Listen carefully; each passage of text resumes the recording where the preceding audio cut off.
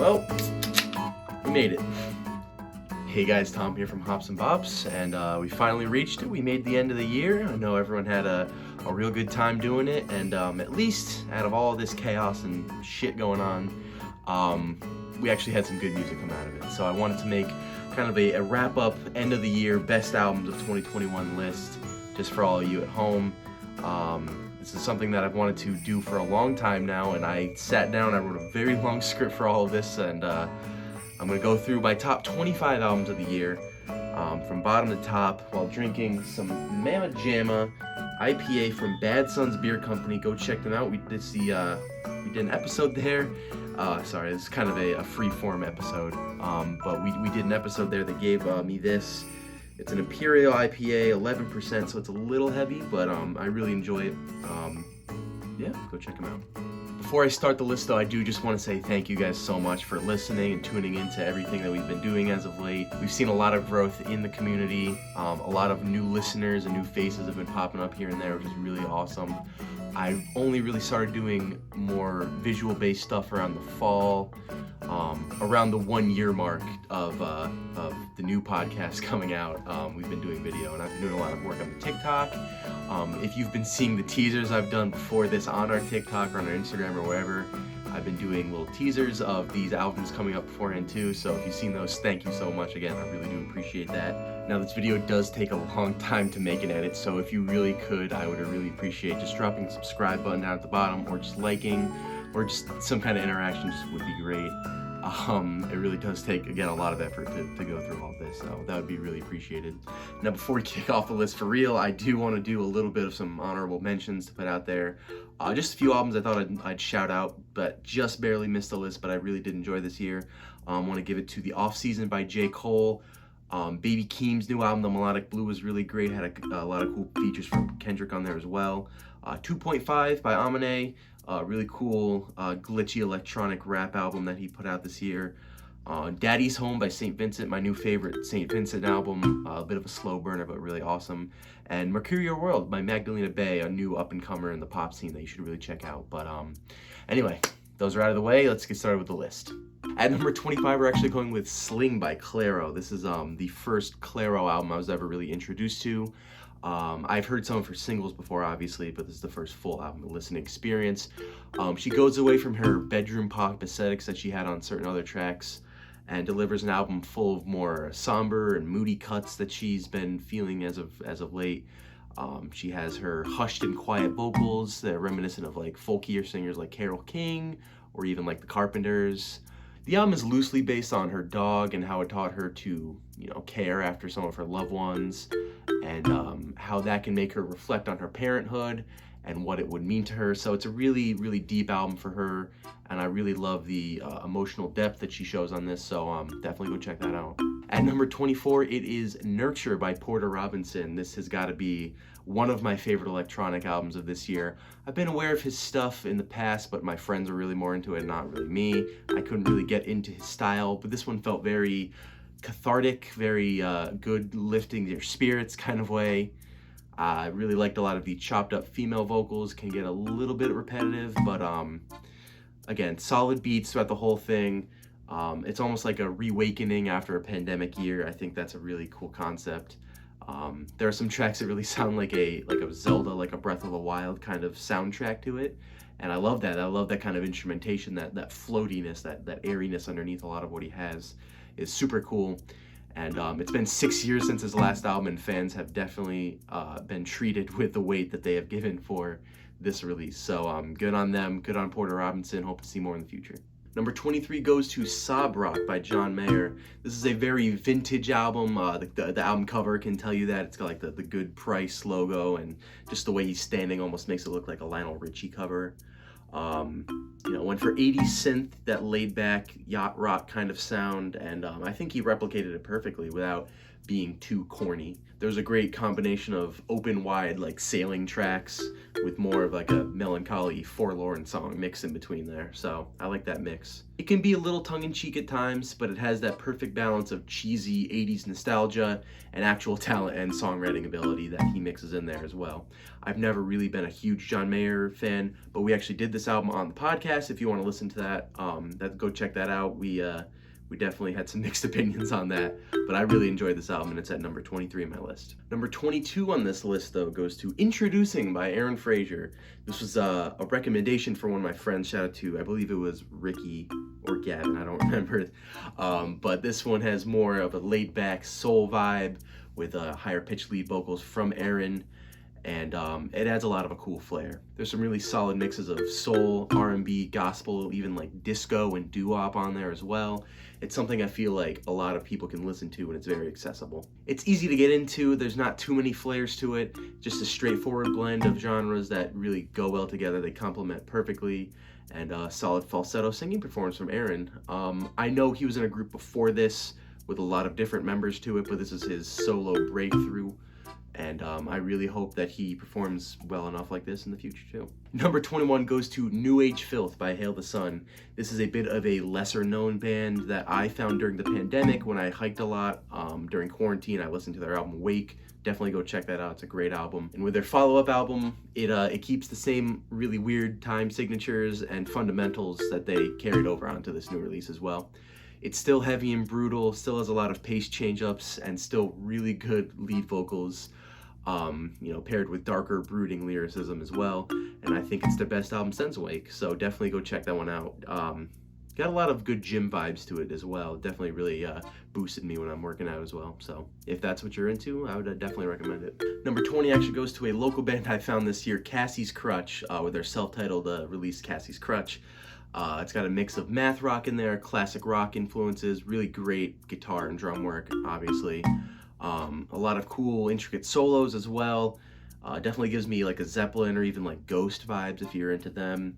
It's definitely one of the most underrated albums on this list, so if you're going to listen to any of them, I would definitely recommend that one. Please do give them a chance. They are really, really cool. They got a bright future ahead of them. I really do enjoy their songwriting ability. Their way that they're crafting an album is pretty interesting as well. Great people, great live. I've seen them live. They definitely put on a really good show. And since they're really underrated, a little local, go check them out. Cassie's Crutch, really, really cool. Now number 19 in this list goes to Rainbow Bridge 3 by Cemetery. There's a bit of controversy on this one, if you will. In my teasers to this, I put Eat Ya Veggies by Baby No Money in this spot, but I eventually switched out Cemetery into this, and there's a reason behind that, trust me. So this was a huge left field pick for me, and in almost every other context I can see why most people that listen to this album are immediately turned off by this. I've shown this to a couple of my roommates that are really big into like metal and random kinds of like hardcore music, and they just did not like it at all. But there's just something to it that really turned me onto it this year. It's loud, it's abrasive, it swallows the whole mix. It's almost unintelligible for its entire run. Paradoxically, those are the characteristics that I enjoy about it. Its macabre aspects about it are what makes it unique. Its ability to appeal with these gigantic EQ fillers and dark and horrifying concepts paired with disturbing imagery on the cover. I mean, the guy holding like an upside down cross and, blood all around him in hell, obviously a little bit sketchy. But that's the kind of macabreness that made me look at it in the first place. And while it doesn't get a lot of spin time just due to its nature, I think it's a very unique style that I enjoyed thoroughly, and the style is one that made people turn their heads to him this year. So originally I didn't put this album on the TikTok that I made for this, and there's a reason. It just didn't feel right when I was putting all the clips in. It was just fully blasted, and I think a part of that plays into why I'm a little almost embarrassed to show this to people. There's just some aspect of it that, when people hear this, they're like, why the fuck would you even like this? And I understand that, but it's strange. I really do turn my attention towards it whenever it's playing. Like, a lot of albums you can put on in the background while you're doing other things, but if this album is playing, you have to like put your full attention into it, because there's nothing else you can really focus on. It sucks up all of your attention and gaze, and you have to pay attention to it. And I think that's part of why I liked it so much. However, just edging it out at number 18 is Donda by Kanye West. I consider myself a big Kanye fan, if you couldn't tell by stuff in the background. This is not one of my favorites by a long shot, but I think this album is a work of art in its own right that is one of the bottom half Kanye albums, but it still makes it high on this list. After Kanye announced that he was doing holier religious music, I, like many others, was concerned, especially about the time when Jesus is King was released, because I just do not like that album. That album is a mess from start to finish. However, I think this is the best outcome we could have had in this scenario from a religious Kanye experience. A lot of gospel-inspired production, great message, and most of the featured artists are amazing, although I wish they actually featured the name of the artist on the track list. Like, if you're going to feature someone on a track, put their names on it. There's so many great featured artists. 5EO Foreign, Travis Scott, even Pop Smoke is pretty good on this. DaBaby is kind of questionable, but like, just they're all really, really good artists that pair well with this style. But none of them are listed on this hour and 48-minute album. Like, it doesn't make sense. Credit your featured artist, Kanye, seriously. Again, one of my biggest knocks is that it's an hour and 48 minutes. It's way too long for an album. 27 tracks. It's really bloated. Imagining it as a double album that starts somewhere around Moon featuring Don Toliver, which is one of my favorite tracks ever by Kanye, is a much better thought for me. Again, it's a little bloated, but you know, it seems more like a gospel rap playlist after a while. There's also some unnecessary part twos at the end, and a total runtime and track list hinder this album from being amazing, like top tier. But still just a great album, and it's way better than Certified Lover Boy that came out this year. So really great album from Kanye. Yeah. At number 17, it goes to LP by JPEG Mafia. He's back. His experimental zany beats return with his really poignant bars and insane production style.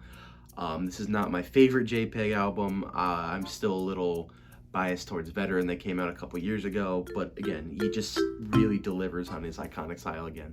He has a lot of cool interpolations, especially when he does Hit Me Baby One More Time. He has this cool rock style track with a lot of guitars and instrumentation on end credits.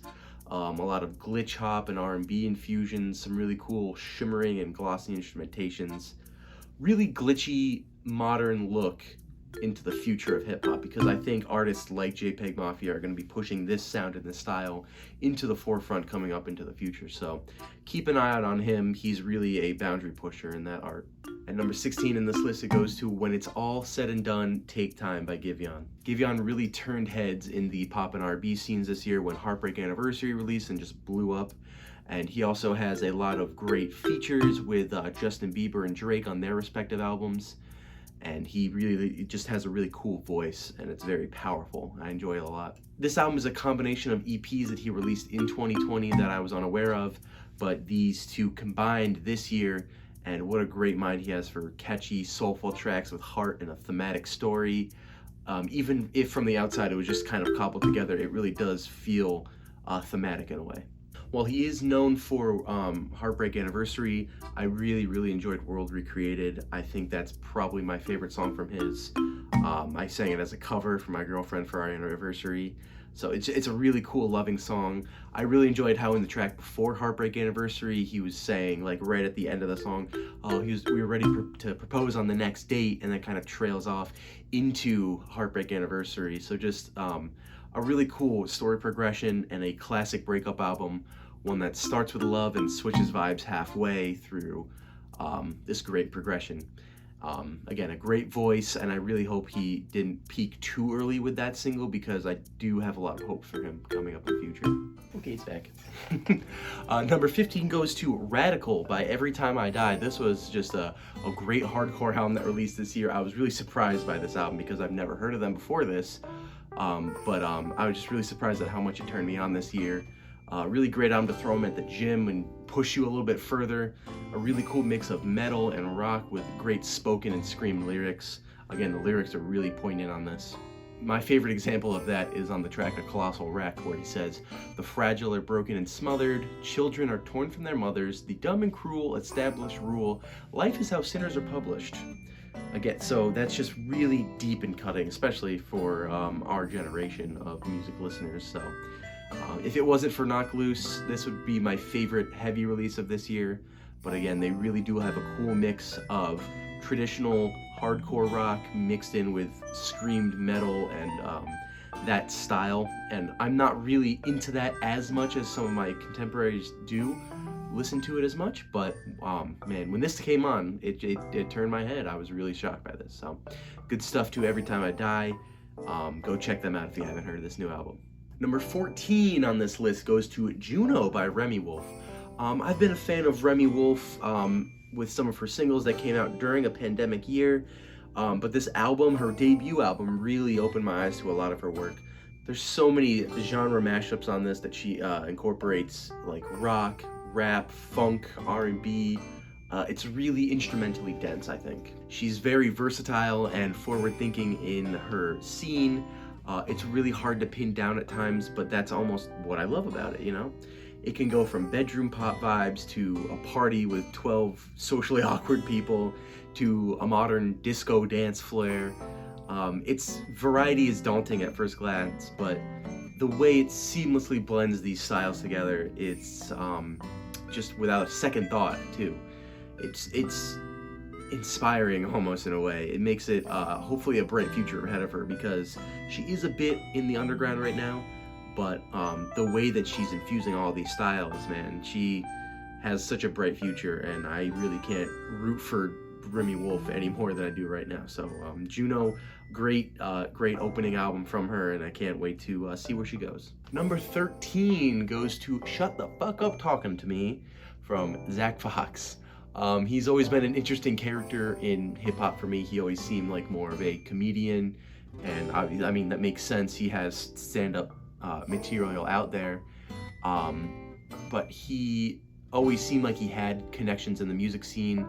Obviously, my first introduction to him was when he was on The Cave with Kenny Beats.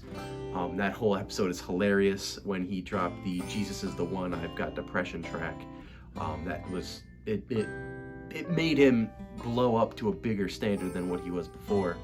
And his humor combined with the solid production is what I think his fans expect from him. And more or less, that's what you got on this album. It's pretty short, it's just under 20 minutes, but it's really concise too. Very witty bars and quirky production aspects across the whole thing. It does come off a little bit amateur at points, but that's not necessarily a bad thing. It really remains authentic and not, expensive or overproduced or anyway. It sounds like it's genuinely him. Again, it is only just shy of 20 minutes in length, but this kind of rapping, I think, and this kind of production wouldn't really be as fun if it was a really bloated, 70-minute album. It has production from Kenny Beats as well as a couple other features on this. It's another name for the underground to keep an eye on going forward, because Zach Fox is, while he does have a humorous aspect to him, I think he does have a lot of soul from the Atlanta scene, and what he's putting out recently has turned a lot of heads. I think I saw a lot of stuff on social media about him when this album came out. So definitely keep it up and keep an eye out in the future. Jeez, I almost forgot this thing was 11%. Ooh, all right, let's get through this. Number 12 goes to A Tear in the Fabric of Life by Knock Loose. This is kind of cheating because it is an EP, but I think it was so good that I had to include it on this list. In college, my roommates were really big into metal and hardcore music, and I could never find that same groove, just maybe even casually, but it slowly crept up on me this year, this release. While it is just an EP, I think it is that good to put at this spot. While I don't necessarily consider myself to be an expert in the genre, just based off pure emotions and visceral reaction to this, I had to put it here. It can be put on and it is eerie. This can be put on, and just by its eeriness and ability to trigger you into like your fight or flight reflexes, it's almost overwhelming. And while I wish it was longer, Knock Loose does it again and really delivers on songs that push me further when I need the boost, especially, like I said, with the Radicals, or with Every Time I Die. I put it on at the gym, and it just makes me want to get that extra rep in, or whatever it is that I'm needing at the time. So in its natural setting, for me, it's perfect. If you listen to it while you're driving, you may want to swerve in oncoming traffic and cause a 10-car pileup. So maybe just focus when you need it, you know? When you need to be mad, put it on. Don't put it on all the time. At number 11, it is Montero by Lil Nas X. Speaking of forward-thinking pop albums, Lil Nas X has been making huge strides over the short span of his public eye appearances, and I was really nervous that he would just taper off at the peak stardom that he had from the Old Town Road single. But not only did he come back strong after his 7 EP that he had released, he exploded with this album specifically, with some of the singles off of this, like Montero and Industry Baby, that are still seeing huge playtime, especially even around Christmas time, which is kind of crazy. He also has genius level marketing decisions, like having funny and controversial music videos, especially with him, you know, going to pole dance down to Satan and grind on him, or, you know, giving a flash mob with a bunch of naked prisoners on the music video for Industry Baby, or pretending to be pregnant with an album only to have birth on the release of Montero, and that being his birth. It's really strange, but it's enough to turn heads and, you know, focus your attention to him. And I think that's his goal at the end of the day. He always seemed like a likable personality as well, who can create just enough controversy to make boomers and some older mainstream outlets to dislike him. And I think that's the cultural divide that he was going for. But the main idea of this placement is the music. It's very catchy pop music that can incorporate huge horn sections reminiscent of like a college football band or on Industry Baby, or even have, you know, peppering in Latin pop style infusions on the opener. There's really solid features on this album as well, and it seems like he has great charisma and industry backing.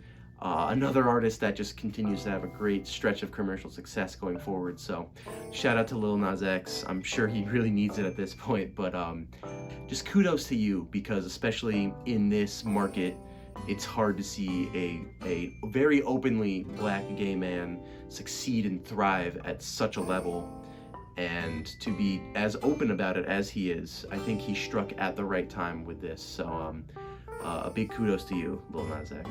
At number 10, we have Inside the Songs by Bo Burnham. Do you remember when we were all afraid of COVID? To be honest, I kind of miss it. Anyway, Bo's album landing so high in this list might seem a little bit of a gimmick, given that it ties into the release of his fantastic Netflix special with the same name, but I disagree.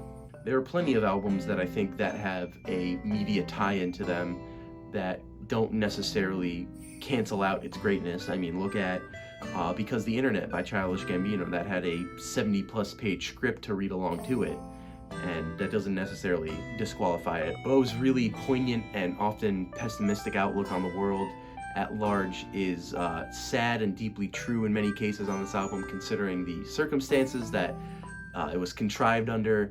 It's a feat of genius how it really remains so fresh and cutting edge. Granted, it's not all, you know, this great modern artwork. Some songs are a bit corny and do sound like they were written by someone who hasn't performed or been in the public eye in about 5 years and had to spend the writing process in this in a small room.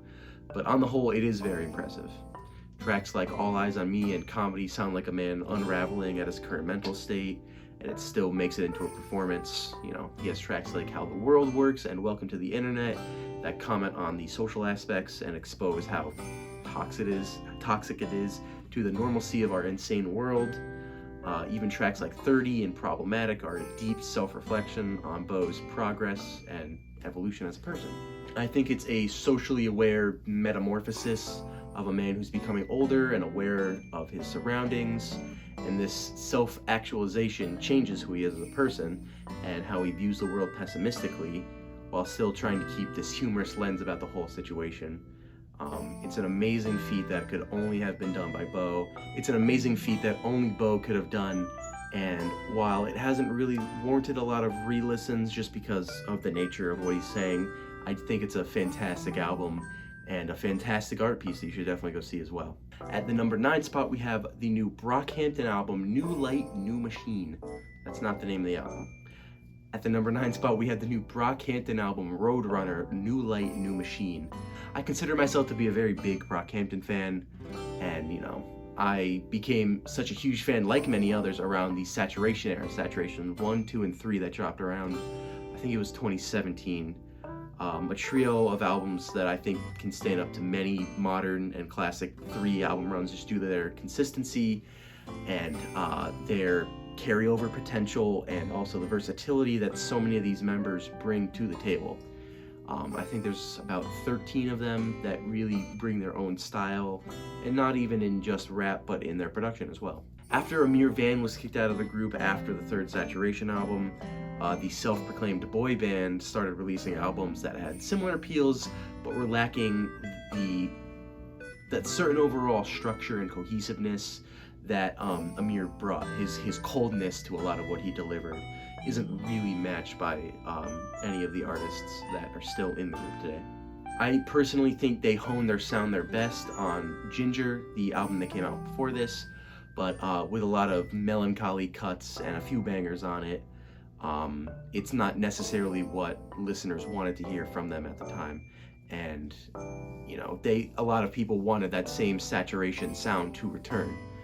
And what I wasn't expecting was a mishmash of all of their albums together put onto this. We get some cuts that sound like they're plucked straight from Saturation 1, and we get slower and more sad cuts like from Ginger, and even some songs that sound like B-sides from even like Iridescence. So many features on this album, and a lot of them sound really crisp and refreshing. My personal favorites are Danny Brown and JPEG Mafia. I think they both killed it on the first 2 tracks. The boys sound like they're hitting their groove again, and with really solid production re-entering after Ginger. It's a very promising album that flew far under the radar for me. But regardless, it is just a great album. They pluck a lot from different sounds that they've experienced before, and I think that they play their cards right on this album. So Roadrunner, New Light, New Machine, a really, really good one for them. Now, surprisingly, the number 8 album on this list goes to Sour by Olivia Rodrigo. This one really caught me off guard. A girl primarily known for her acting roles on Disney shows, still in high school, just skyrocketing to global stardom off of one single, Driver's License.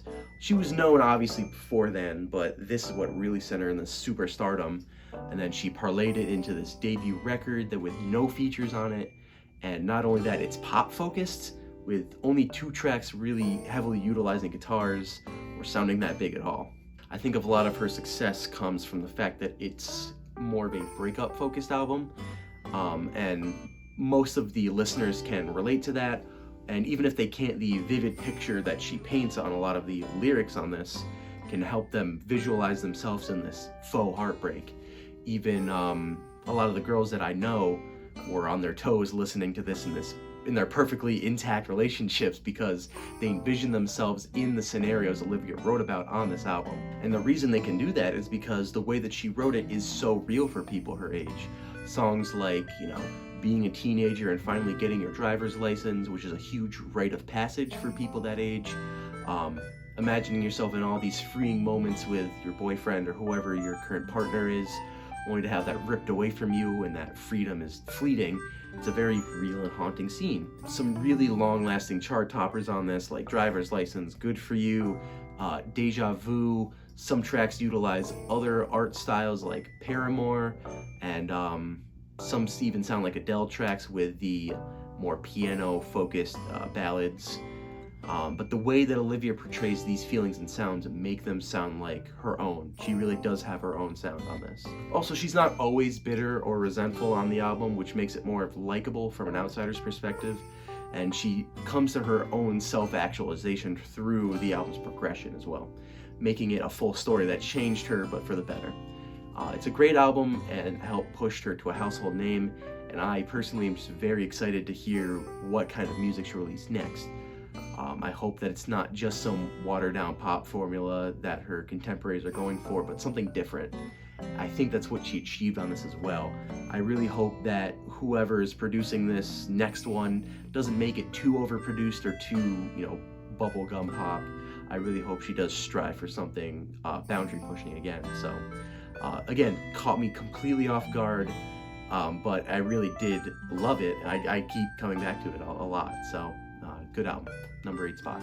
But speaking of albums that caught me off guard, is the one in the number 7 spot, which is Friends That Break Your Heart from James Blake. I've been aware of James for a while.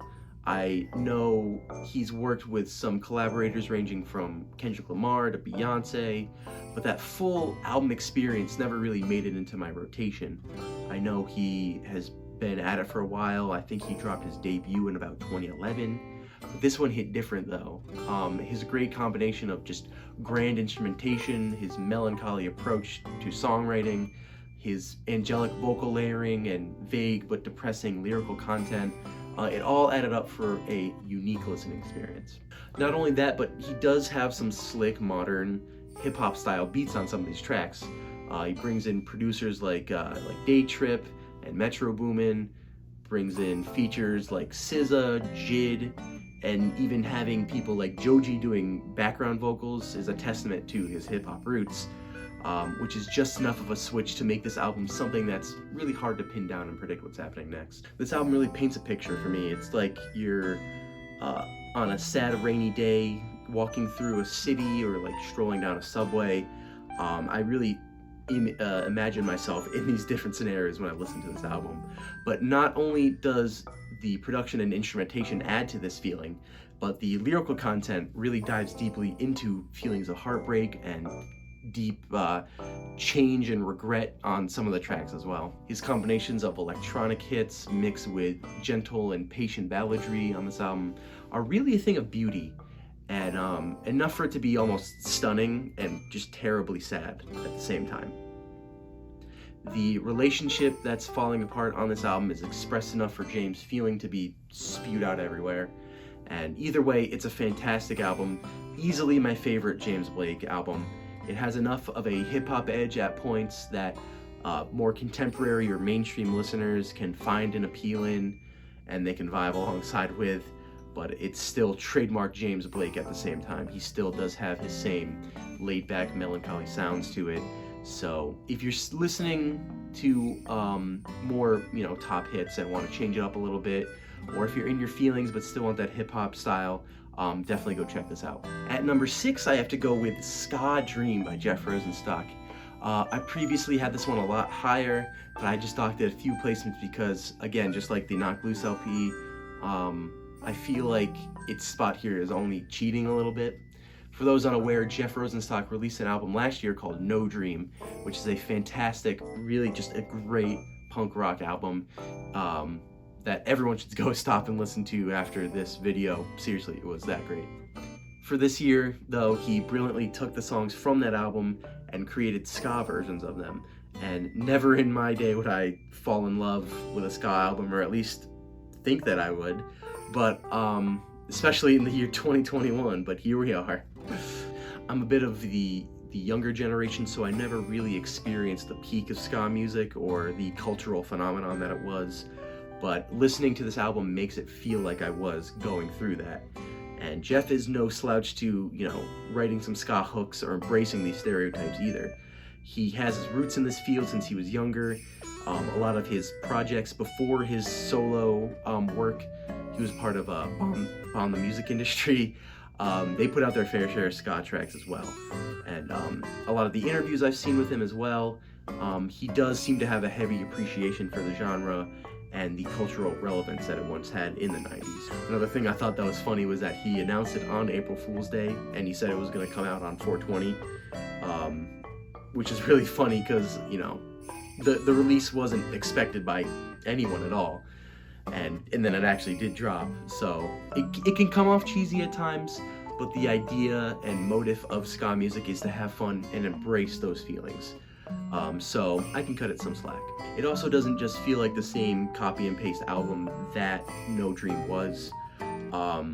It does sound like a pretty different listening experience, and I would even argue that some of the tracks on this do sound a little bit better in comparison than the No Dream ones, which is a crazy testament to how good he is at writing ska music. It has a lot more room to breathe than the bass album that it was going off of. The original being loud and blaring, filling the mix, does play into it as well.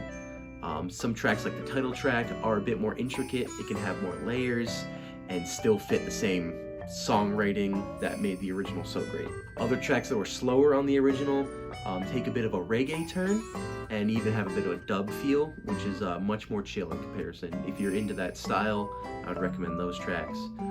It's a very different listening experience, but it's more of a testament to Jeff's just great songwriting abilities, and the fact that No Dream, the album before this, had such great fundamentals on it that makes it so malleable that it can just turn around and sound just as great, if not better, in a totally different genre.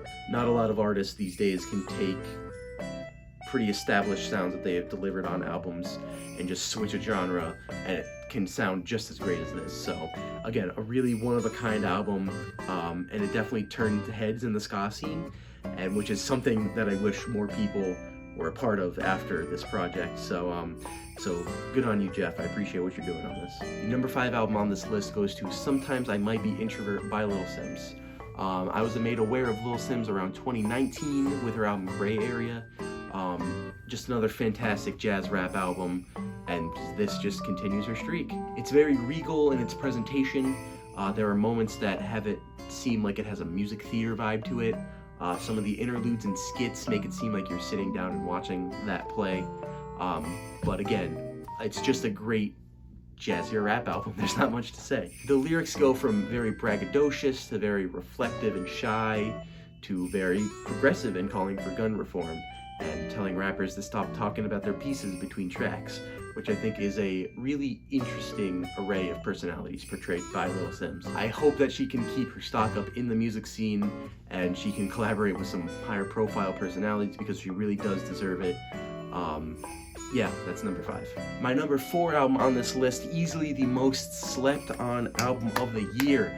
Before Life Carries On, Cashland, and Overspace. For those of you unaware, these two are electronic music artists that I've been aware of for quite some time now. I even interviewed them on the podcast about this project, which is really cool. Go check that out. I think it's episode 35. They have a lot of cool insights on this album. This is such a succinct, chill, electronic kaleidoscope of sounds that it just blew me away with all the influences that it had as well. It's jammed with great features from really cool underground rap artists as well. Such an array of different feelings this puts out, with huge bangers and hyped up songs like Zoom and Worth It, to very serene and wavy calm tracks like Cottonwood and Frog Market. They also incorporate a lot more of their singing and rapping voices on this as well, which I think is a huge step in the right direction for them. Their presence on this really does add that whole other layer to some of these songs. It really shows their versatility and skills opening up, coming out their shell a little bit more, and I'm very proud of them for this release. Definitely the most overlooked project by far. They're really great people, and they put out really great music, so what more could you ask for? At number 3, we have the album A Beginner's Mind, which is a collaboration between Sufjan Stevens and Angelo De Augustine. This is the newest release from one of my favorite all-time artists, Sufjan Stevens. And before this album, he released a lot of collaborations with other artists, though none of them really lived up to the genius that his 2015 album, Carrie and Lowell, came out with. An album I consider a 10 out of 10 and one of the best releases of all time. He's dabbled in drone and electronic music before, and his conceptual album Planetarium was good. It did drag on a bit too much for me though.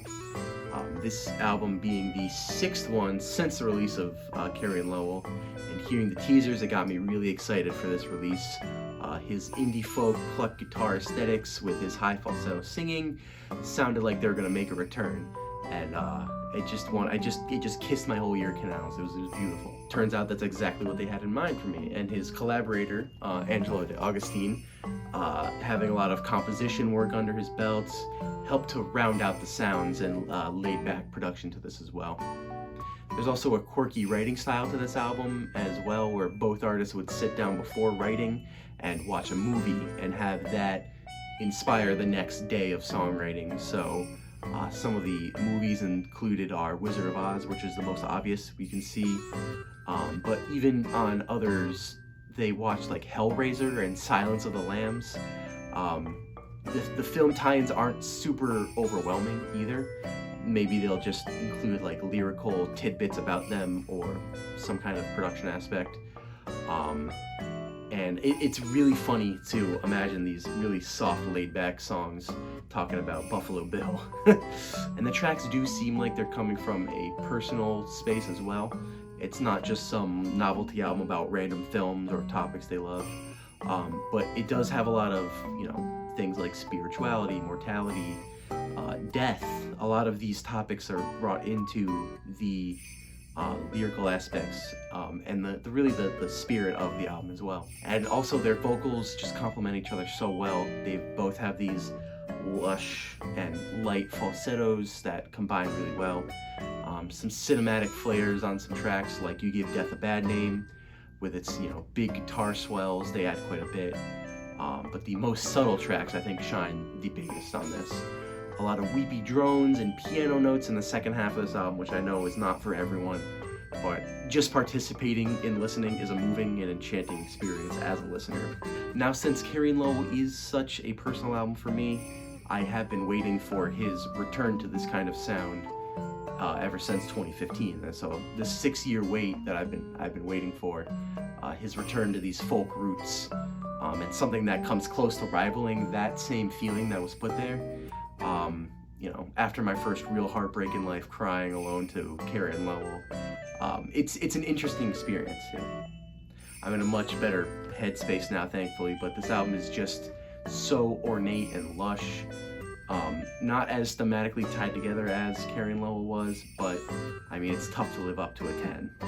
Still, just what an amazing album, and what a great release between both of them, and easily by far his best collaborative album. We're at number 2 on the list, guys. We're only putting the best of the best up here on these 2 parts, so it only makes sense that I would be putting Call Me If You Get Lost by Tyler, the Creator, at this position. I think Tyler has been an interesting conundrum in the music realm ever since he dropped his original music all the way back in 2009.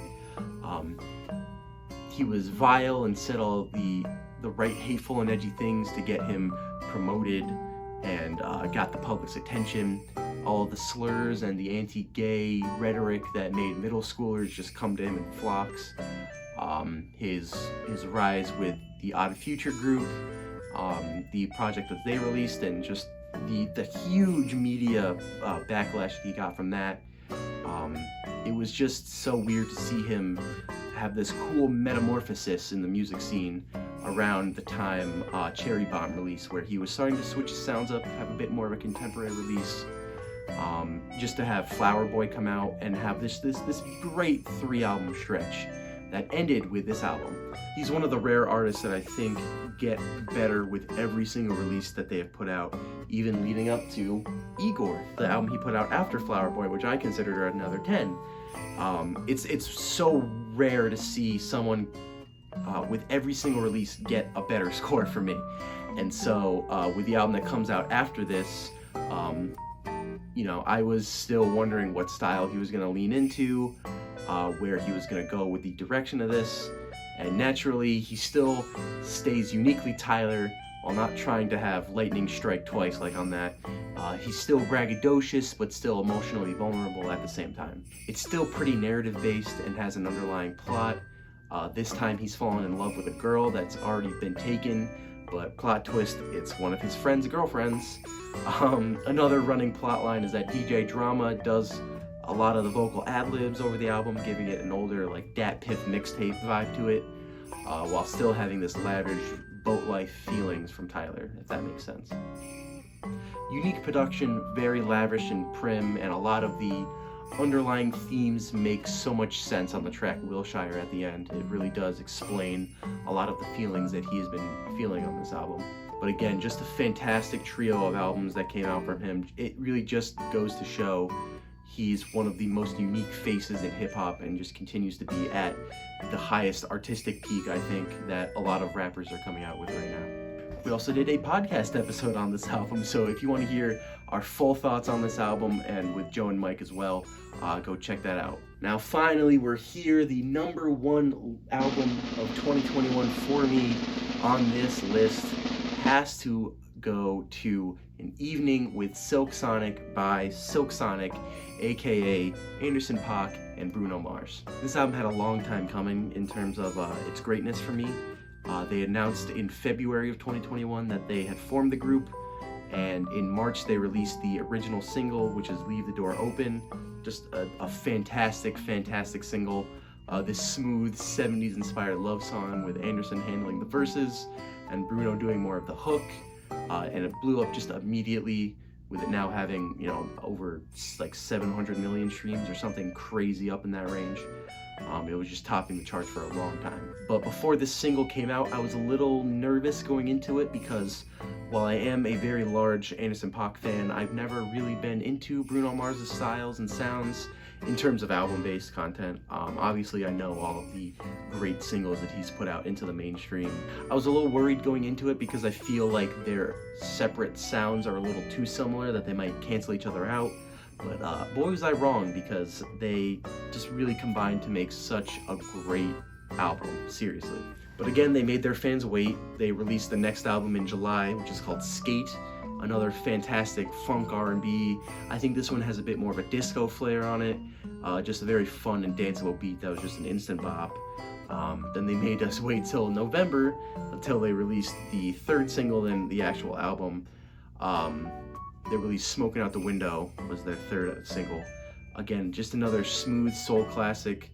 It's almost a breakup track in a way, or just at least a bitter love song.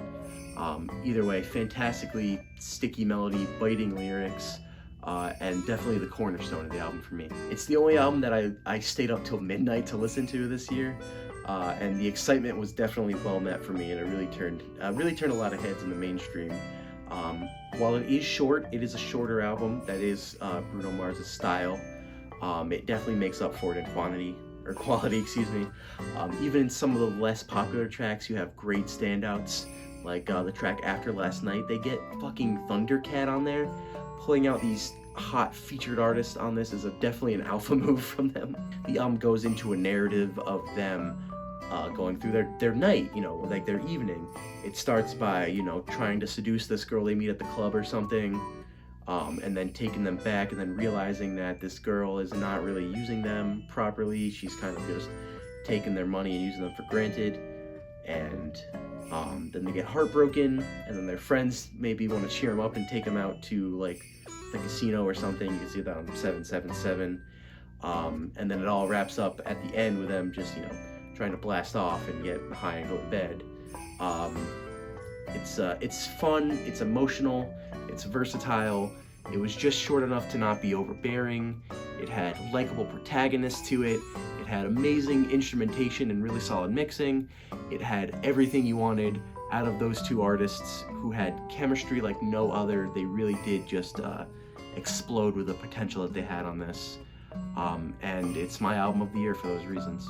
I also did a full album review of this by myself on this very YouTube channel in this very spot.